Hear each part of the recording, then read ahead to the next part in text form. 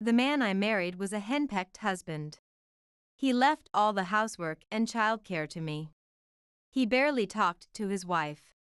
Still, we continued our marriage for 30 years without any major complaints. However, when I was diagnosed with cancer, my husband completely changed. In my despair, a mysterious girl appeared before me. I am Catherine, 52 years old. I have never thought of myself as lucky in my life. I have never won any prizes in sweepstakes, and I always got nothing in lotteries. On school trips, it always rained, and unlucky things often happened to me alone. Thanks to that, I became cautious and careful. But maybe some people get into strange things to escape the negative loop. I am naturally an optimist, so I have always thought that good things would happen eventually if I kept living. I tried to live honestly and diligently without relying on luck, and even my misfortunes were minor enough to laugh about or use as stories.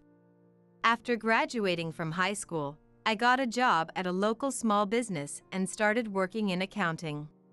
That's where I met my husband, Mike. He was 6 years older than me and worked in accounting at the company. He kindly took care of me as a newbie, and I was impressed by his gentle and serious nature. He proposed to me when I was 22, and we decided to get married. The biggest misfortune of my life happened just before our wedding when my parents died in a car accident. The other driver was an unlicensed minor who didn't have insurance. Of course, there was no compensation, and my parents didn't have life insurance, so I used the money they had saved for my wedding for their funeral. Being an only child, I wished I had siblings to share my grief and consult with. My fiancé, Mike, was very supportive and helped me a lot. After discussing it, we decided not to have a wedding ceremony or reception.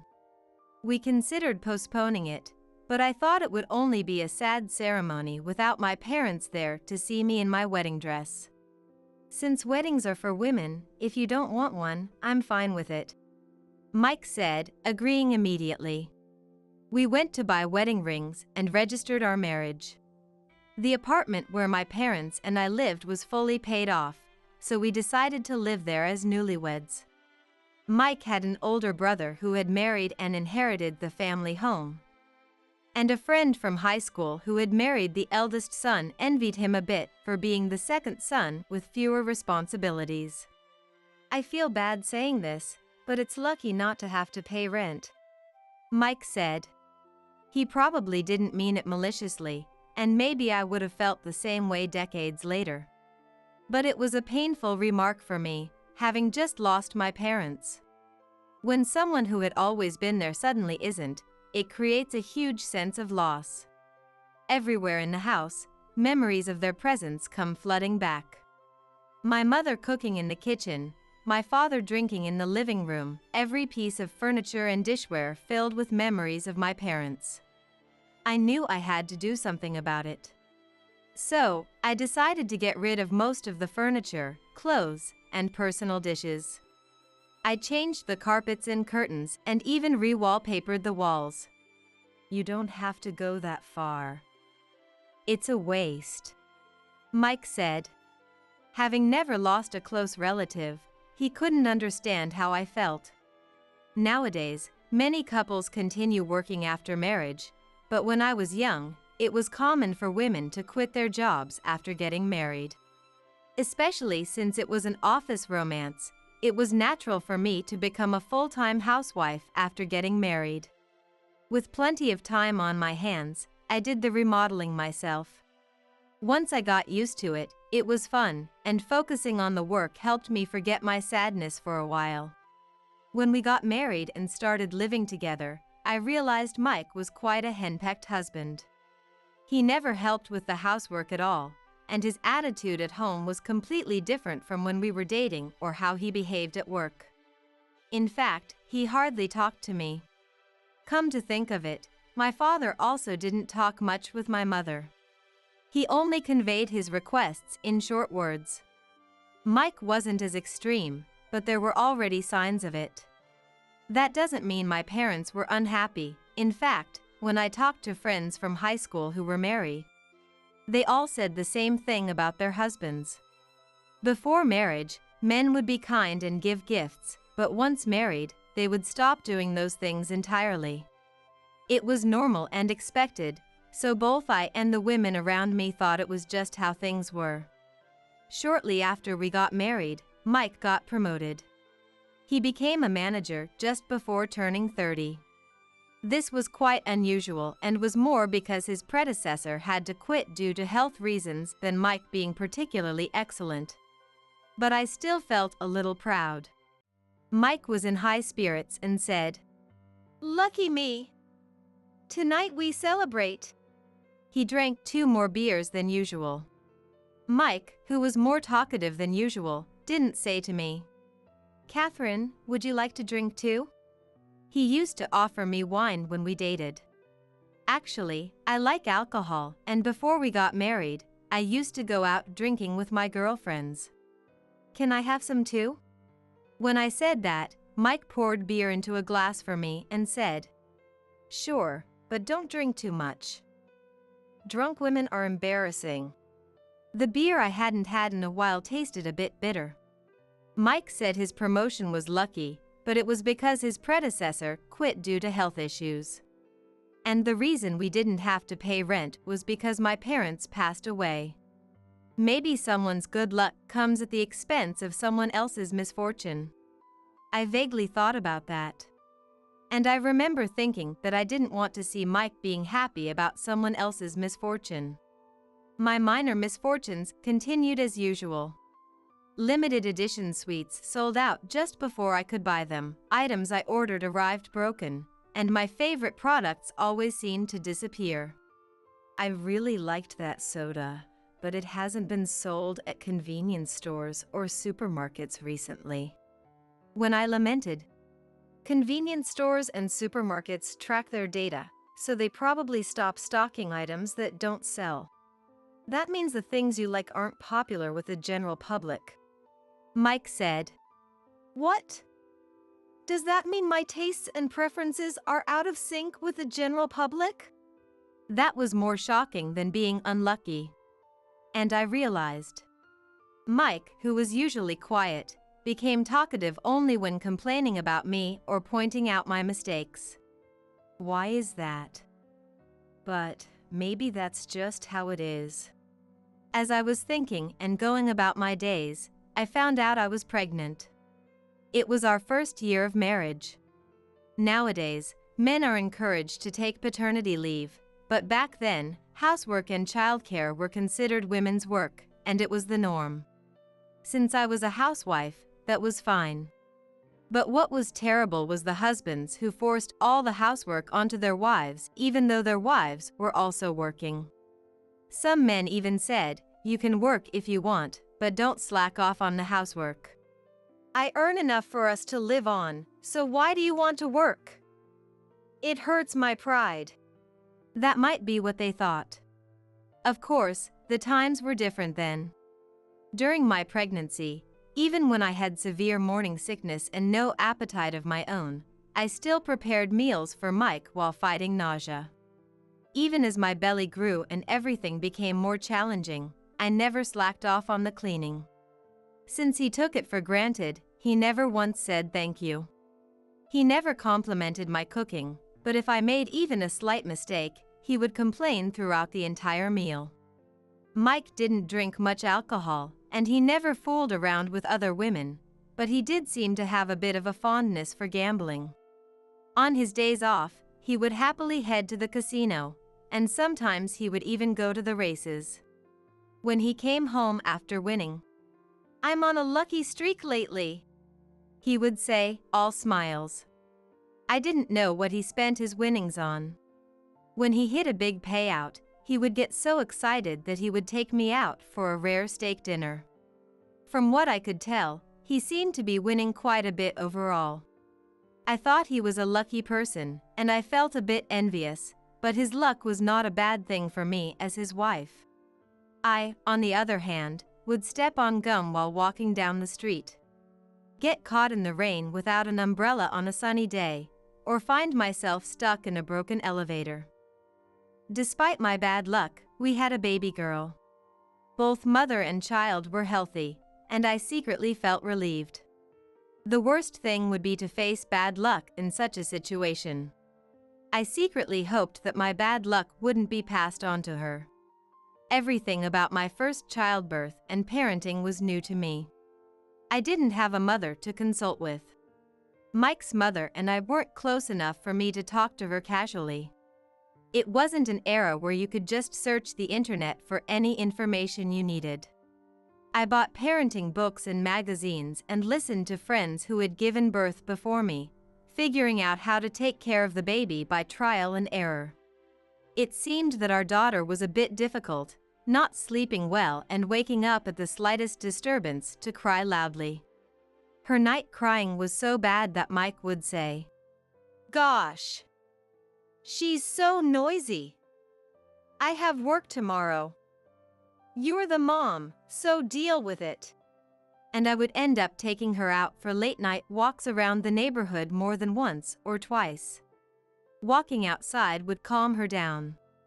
Despite the hardships, she was so adorable that all the struggles melted away, and I was simply happy when I became pregnant with our second child. The second was a boy, and he was 3 years younger than his sister.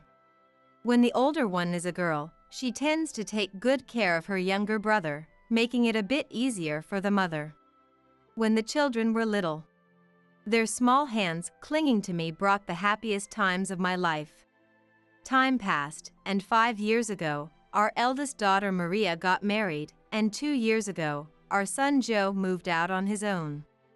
I thought it was good for him to experience living alone, so I didn't oppose it.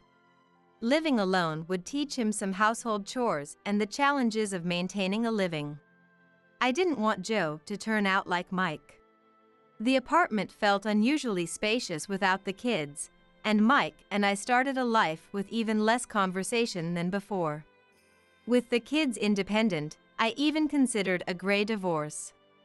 There wasn't any major issue, but living with Mike without any conversation was tough, or rather, I think I just wanted to be free.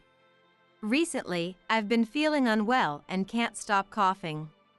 At first, I thought it was just a cold, but it seems like it's something else. My back hurt, so I went to a chiropractor, but it only made things worse. One night, I couldn't sleep at all because I kept coughing so badly. Thinking something was seriously wrong, I rushed to the hospital. I hate hospitals and had been ignoring checkup notices, so it's my own fault that it came to this. I was diagnosed with stage 3 cancer. I was shocked, but somewhere deep inside, I guess I'm just unlucky, I thought. However, cancer is common in people over 50, so I didn't feel like I was the only one with bad luck. When I told Mike, "So, how many years do you have left?" he asked. I know life expectancy is important, but after 30 years of marriage, hearing that my wife had cancer, couldn't he say something more comforting? Instead, he seemed almost happy. I wondered if it was just my paranoia, but it wasn't.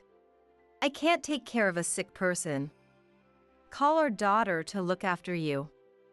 I'll enjoy life with your insurance money. Well, thanks about that."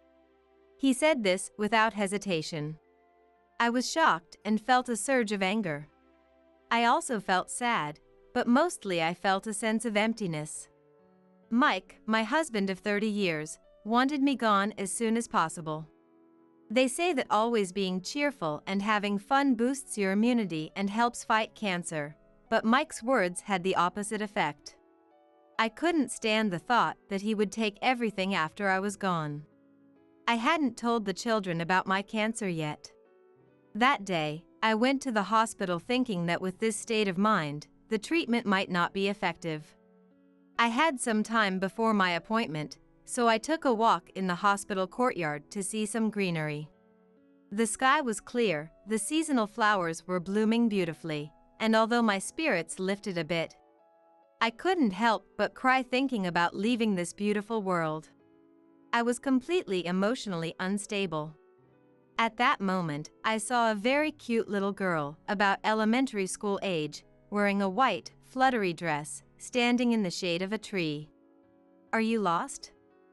Where are your dad and mom?" I asked her. "I came with my grandma.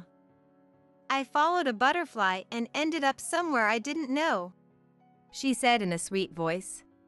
In other words, she was lost. "I see. Well, let's go back to the hospital together," I said, holding out my hand. "You're unlucky, aren't you?" The girl took my hand with her small one and said. I was surprised. "What? How do you know?" And asked. "I can tell. I can see who's lucky and who's not. The person next to you is taking all your good luck." As I stood there dumbfounded, the girl let go of my hand. "I'm fine here. Goodbye," she said and ran off. What was that all about? The person next to me is taking all my good luck? If anyone is next to me, it's Mike. Indeed, since marrying me, Mike had been getting extraordinary promotions and winning bets.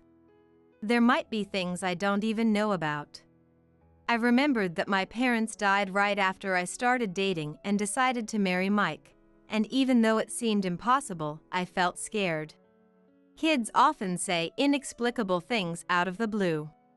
Even my own children used to talk to people who weren't there.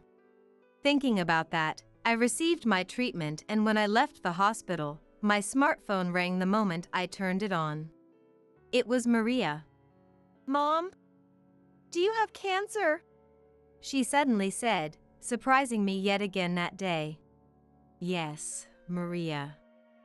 I wanted to tell you all sooner, but how did you find out?" "Just come to my place right now. We need to talk," she said urgently, so I took a taxi to Maria's apartment. "My wife is at the hospital today. She doesn't really need any treatment. The sooner she leaves this world, the sooner I can be with you, Betty. It's a good thing you suggested getting life insurance. If I can hold on a bit longer, I'll get the insurance money, and this apartment will be mine. When can we meet next? The weekend? All right." As soon as we met, Maria played this recording for me on her smartphone. It was Mike's voice. "He said he wanted to see my yearbook, so I went to get it.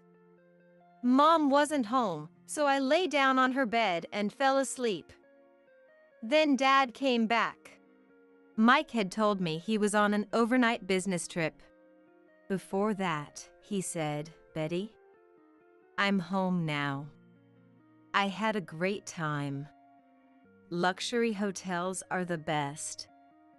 I quickly recorded it. Maria was on the verge of tears, angry. "Did you know Dad was having an affair, Mom?" Of course, I didn't know. But even if I had known, I wouldn't have felt anything. Even now, it's the same. I had considered a gray divorce myself, though I never wished for Mike to leave this world.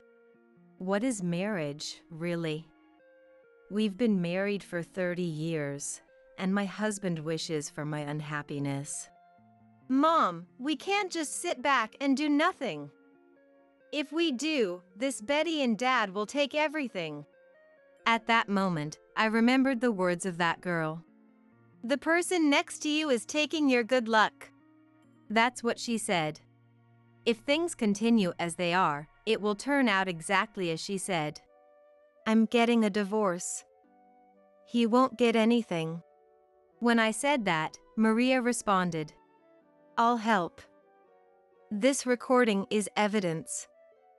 My husband is a lawyer." She made a victory gesture. "I love you, Mom, but I've never liked how you always obey Dad. Dad is a henpecked husband who thinks he's superior just because he's a man. He treats me and my brother completely differently. And he loves young women. I despise him." I never imagined Maria felt this way. I laughed, oddly impressed. When was the last time I laughed? When Mike came home, Maria and her husband, Joe, and I were in the living room. What's going on? Is this a celebration? Mike said, taking off his suit jacket and hanging it up. Of course not. Mom has cancer. Maria spoke for me. The fact that a celebration was his first thought made me even angrier. My apologies. Mike apologized to Maria's husband, Sam, not Maria. Come to think of it, I've never seen Mike apologize to Maria. Then I noticed the documents Mike had spread out on the table. What is this? Divorce papers? I had already signed my part. Yes, that's right. We're getting a divorce. What? What are you talking about, Catherine? Maria played the recording. Mike listened, visibly shaken. Why do you have this recording? It was a joke. It's just a joke. He started making pathetic excuses. It's clearly not a joke. Anyone can tell. If you insist it was a joke, we can take it to court. My firm will handle it. Mike, you have no chance of winning, Sam said calmly. With a lawyer like Sam saying that, Mike had no choice but to remain silent. This apartment was originally under Catherine's name, and the savings from the 30 years of marriage will be split in half. From there, $50,000 will be deducted as compensation and deposited into Mike's salary account. Are you kidding me? That's my hard-earned money. What are you talking about? Mom did everything at home. Dad didn't do any housework or take care of us at all. When Maria accused him like that, $50,000 for compensation is too much, Mike said. Then Joe said, I think $100,000 would be fair. Wanting Mom to die early to live happily with your mistress is almost like murder for insurance money. He said this with a look of contempt towards his father. Joe, are you siding with Catherine too? Joe and Maria simultaneously said, of course. Mike was in shock. He signed the divorce papers that day and left the apartment he had lived in for 30 years. I finally felt free. Oh, what a relief. But Dad will still get over $200,000, right? We should have bankrupted him and kicked him out, Maria said. I can't stand the thought of him living happily with his mistress on that money. But things didn't turn out as Maria said. Sam tracked down the mistress and demanded $30,000 in compensation from her too. The mistress, whose plan had fallen apart, got angry and made Mike pay her share of the compensation before breaking up with him.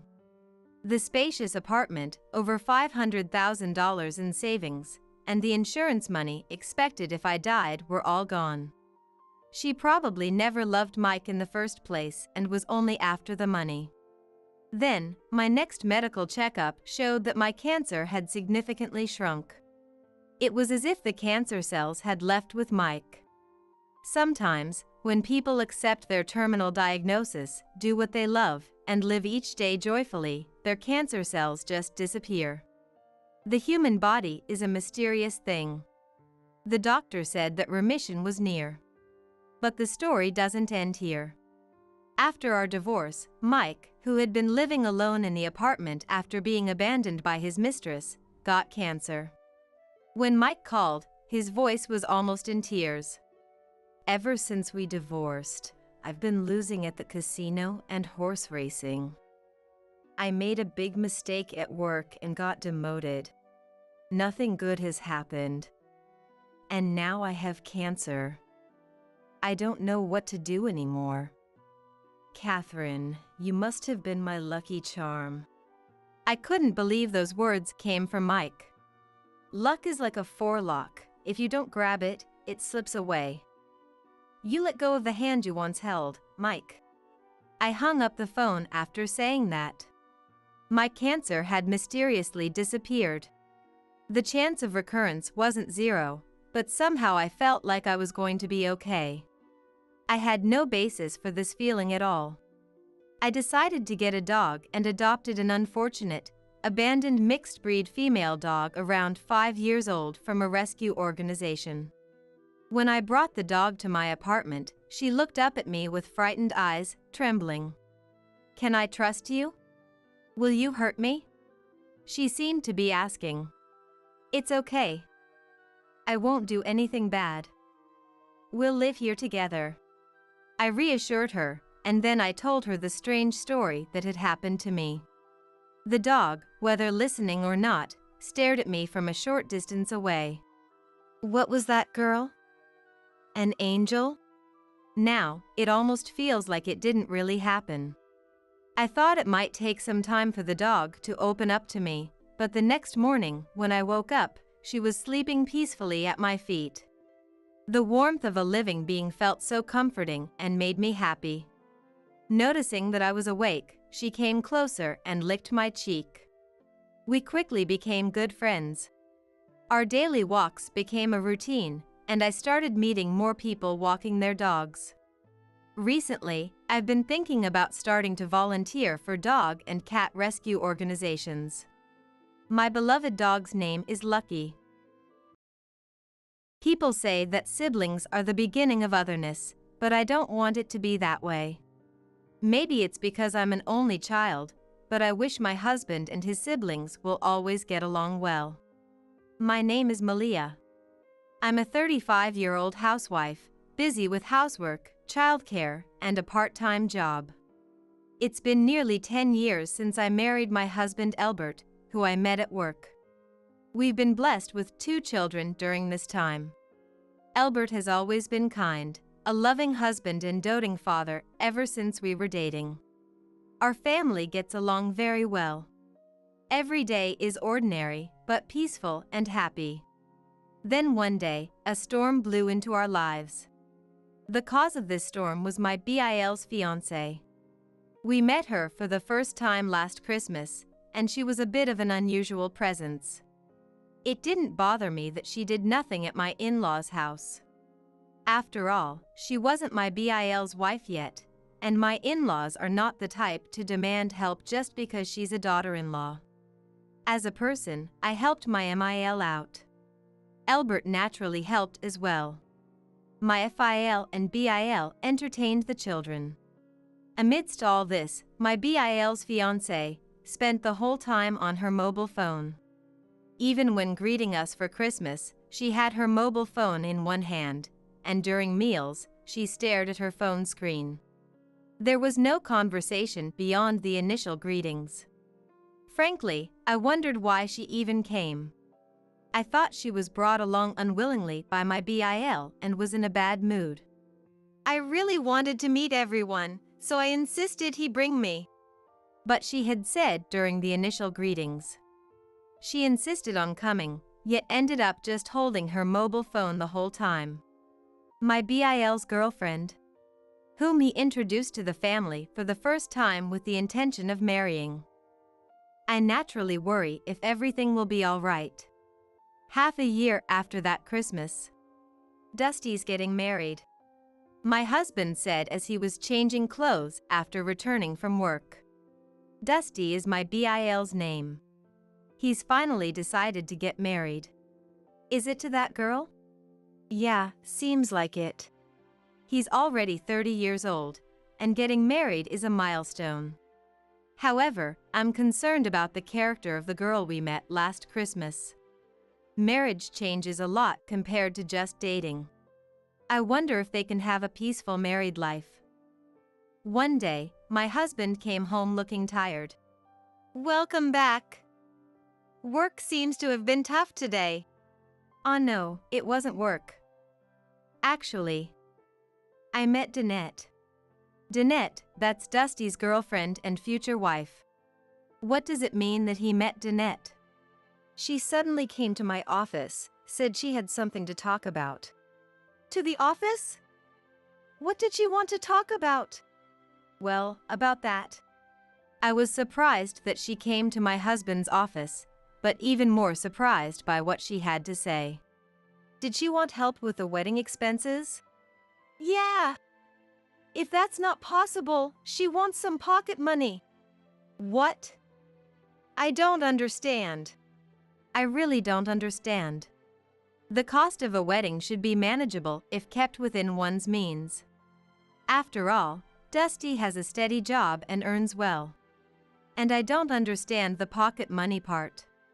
Why should my husband give pocket money to Dusty's girlfriend?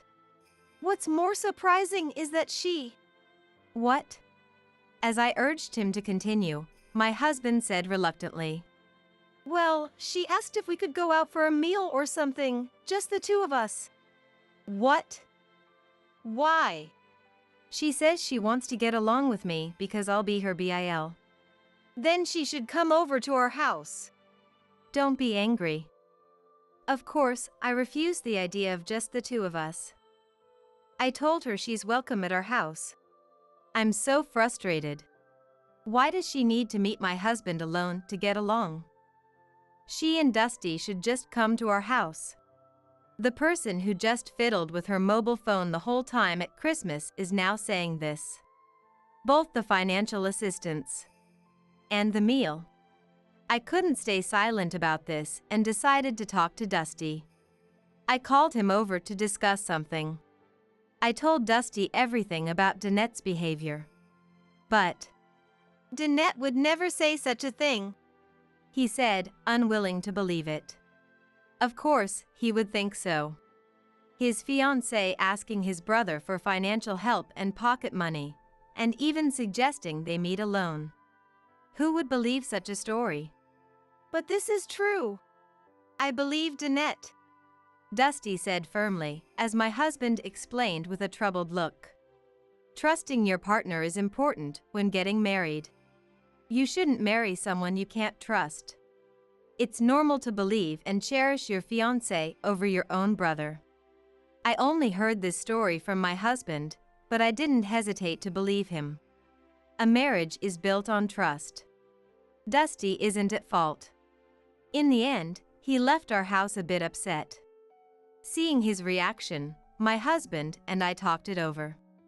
If nothing else happens, we won't say anything more. We just want his happiness. But that was the decision we made. Danette's actions didn't stop. Having quit her job because she was getting married, Danette must have been really bored. She started visiting my husband at his office during his lunch break almost every day. Messages on his mobile phone too. He asked the receptionist at his office not to let her through, and he ignored the messages. And he reported each incident to Dusty. But Dusty still didn't believe it. He was so smitten with Danette that he didn't want to believe what my husband was saying about her. How about we go out for a meal, just the two of us? Could you give your cute little sister some pocket money? I feel so lonely. If only Albert were by my side. Even after sending screenshots of these inappropriate messages to Dusty, he still didn't believe it. Then I got a call from Dusty. What kind of harassment is this, sending me such fake images? Do you really want to sabotage my happiness that much? He was furious.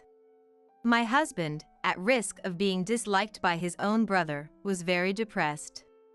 He was completely downcast by his brother's rebellion, as they had always been close.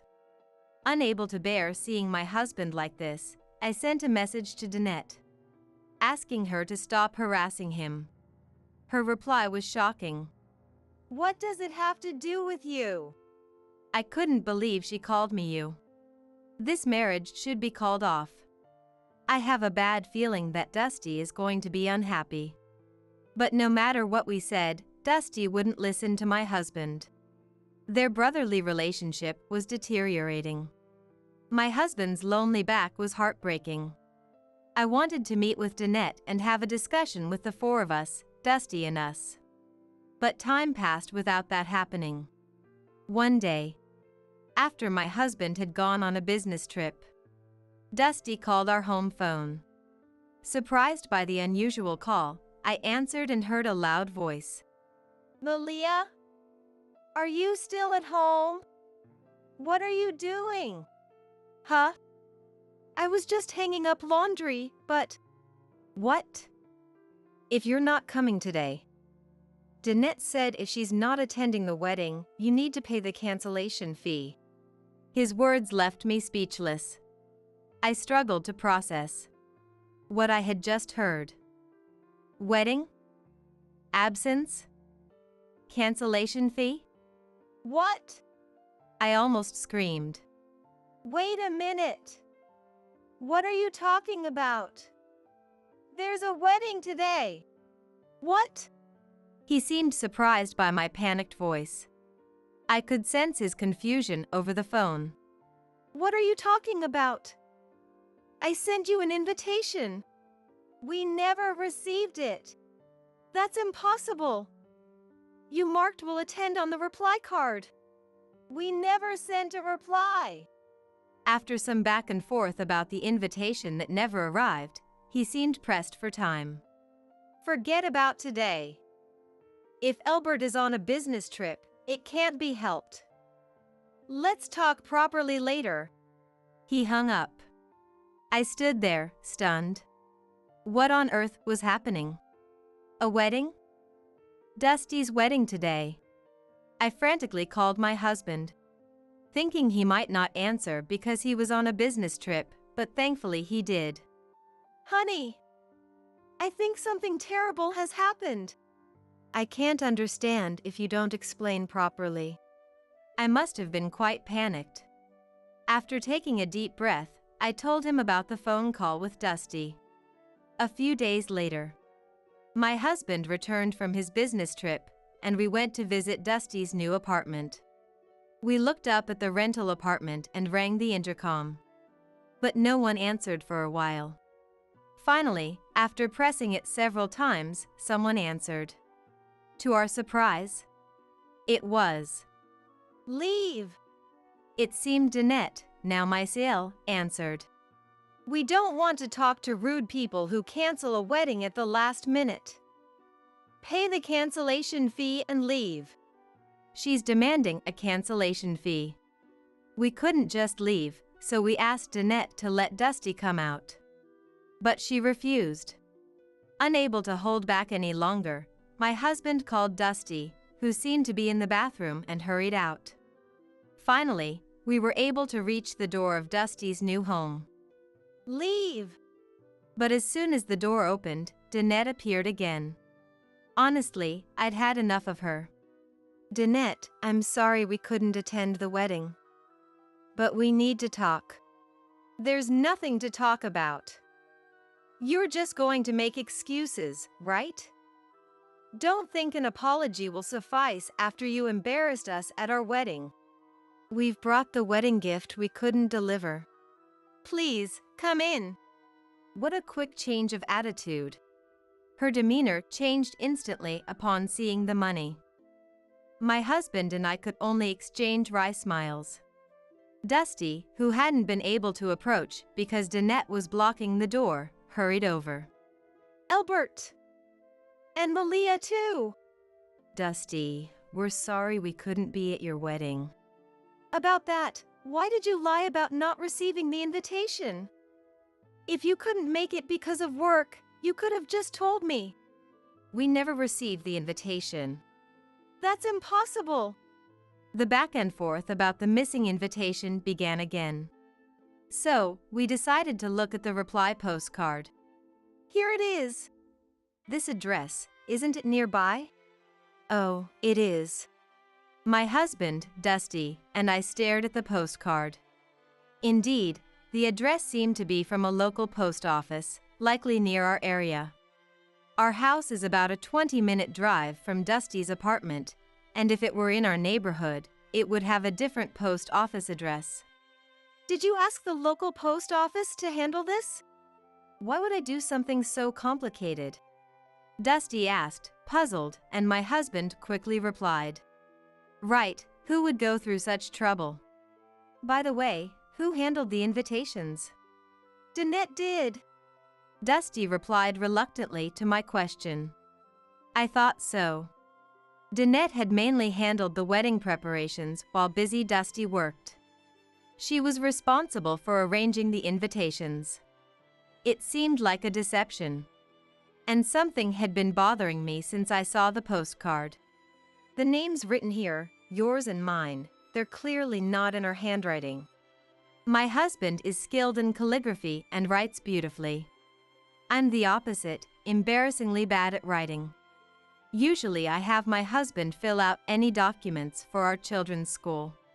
But the names written, they were in a very cute handwriting, clearly not ours. I can't write in such a cute style. Ah, this handwriting. It's Danette's. How had we not noticed until now? Well, we hadn't looked closely enough, I suppose. Only now did Dusty realize. Danette. What's the meaning of this? I don't know anything. It's clearly your handwriting. Realizing the truth, Dusty angrily confronted Danette. In her panic, Danette was acting suspiciously. My husband calmed down his angry brother and asked Danette quietly. Why did you do this, Danette?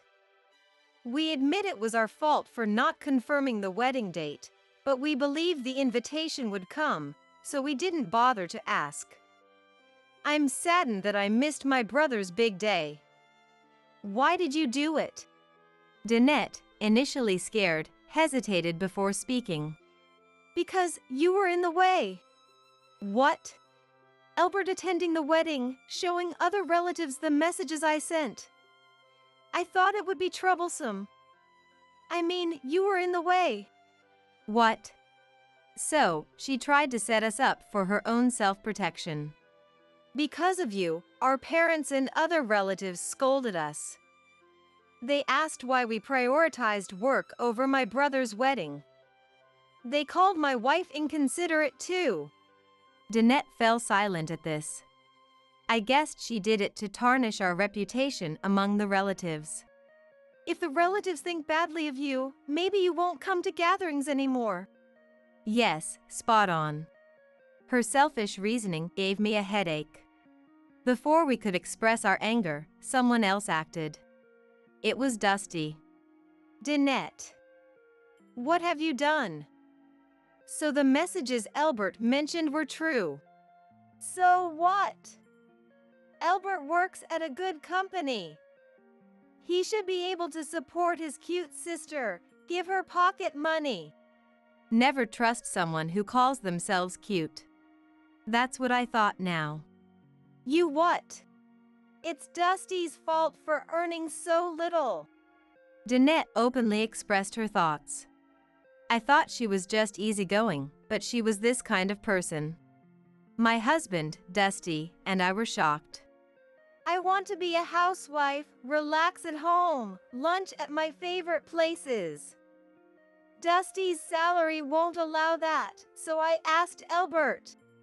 The allowance is one thing, but why the need to meet alone? What's wrong with wanting to dine with a handsome man? Seeing her defiant attitude, I was speechless. Danette, perhaps overwhelmed, started tearing up. Crying over this? I thought Dusty would explode in anger. But instead, he sighed. He seemed to be holding himself back. Somehow maintaining his composure, he extended his hand to Danette. She placed her hand on his. Dusty, will you forgive me? He shook off her hand. What are you misunderstanding, Danette? Just give it to me. What? What do you mean? Your mobile phone. Show it to me now. What? No. Just show it. Arg. Dusty snatched the mobile phone from Danette.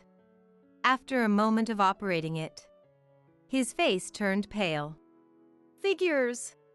Hey! Give it back! Avoiding Danette's reaching hand, Dusty spoke quietly. You've been cheating, haven't you? At those words, my husband moved. He held the mobile phone high, out of Danette's reach. With a similar height to Dusty, it was easy for him to take it. His expression grew more severe as he looked at the phone screen. I see. Quite a few, huh? What do you mean? Look. My husband showed me the phone screen. That's a violation of privacy. Danette shouted in anger, but Dusty held her back. Wow, how many guys are there? The screen revealed a chat application with several men listed. The content of the messages was quite explicit. Had fun today. Let's do it again. I'm free tomorrow since my boyfriend is working. Today was intense. I need more stamina. Sneaking around is so exciting. Can't get enough with my boyfriend. How about a hotel tomorrow? These messages were just the tip of the iceberg. You're the worst. Truly the worst. Danette yelled at us. But I thought she was the lowest of the low. Danette finally fell silent under our glares. Dusty sighed. Never thought I'd be divorcing so soon after getting married. What? Divorce? Danette was the one who panicked at his words. I wanted to ask her. Did she not think divorce was on the table? Of course. I can't stay married to someone who cheats. Wait. It was just for fun. You can see from the messages, it was just play.